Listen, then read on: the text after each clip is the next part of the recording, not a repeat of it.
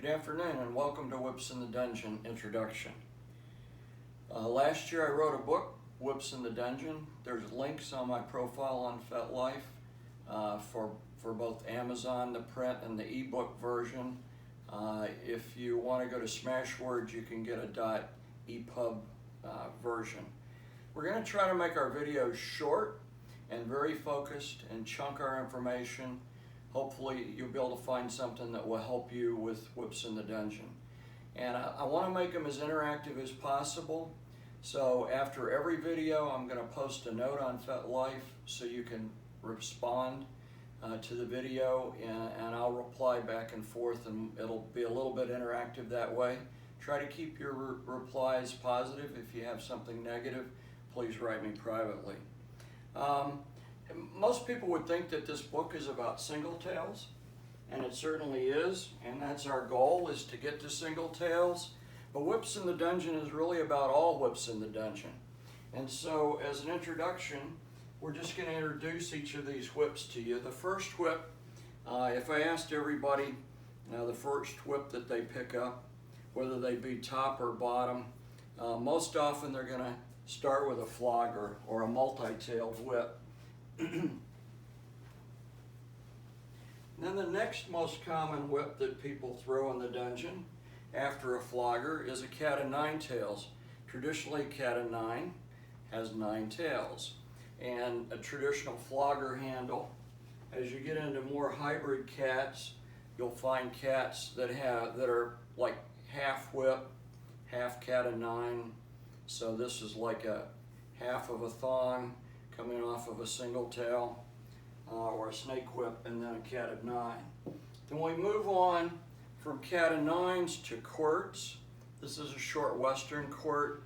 These can be easily found in most tack shops and are fairly inexpensive. Usually they're made out of cowhide. The next class of whip is a long quirt.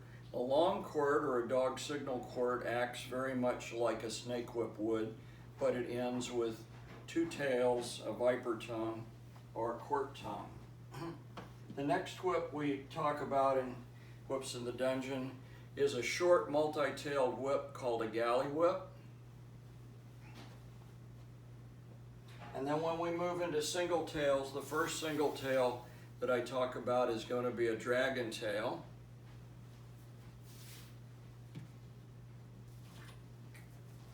The most common type of single tail, and the one that everyone thinks about when they think of a single tail, is a dog signal whip.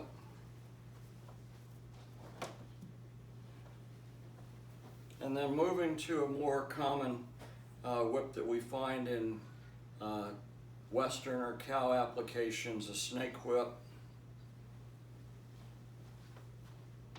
And then my favorite, a bullwhip. And finally, I have a little mini stock whip, which is kind of a fun little whip to play with.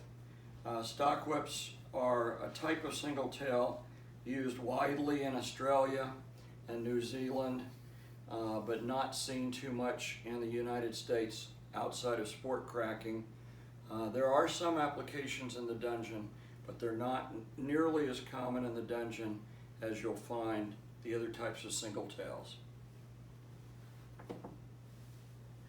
So just for an introduction, each little video, I'm going to end the video with a keyword. I'd like you at home to take notes, jot down the keyword, and as the keywords build up, at whatever point you want to write me and tell me what those list of keywords were, I'll give you a discount on the ebook of my e-version of my book. So if you write me with 10 keywords, you watch 10 of my videos, I'll send you a code for Smashwords to give you 10% off of the purchase of the book, and so on. If we get to the 100th video and you write me with 100 keywords, then you'll actually have earned a free book, and hopefully you won't have been that bored by the time we get to the 100th video. Some of you know me very well, others don't. I go by decks. I've been in the lifestyle about 20 years, and I've been throwing whips for all of those 20 years. So that concludes our first video, and the key word that you want to write down is multi-tailed whip.